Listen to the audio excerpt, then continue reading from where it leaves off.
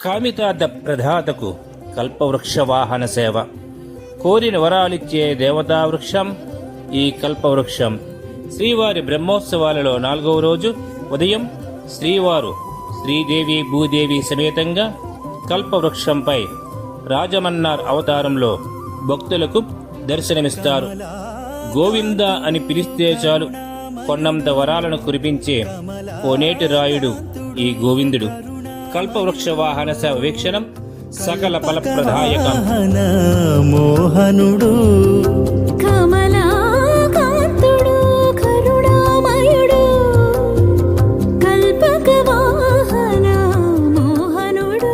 కావున భక్తులందరూ ఈ వాహన సేవలో పాల్గొని స్వామివారి ఆశీస్సులు పొందగలరు. తిరుమలగిరి తిరువెంకటనాథుడు తిరువీధుల తిరిగెను కనుడు.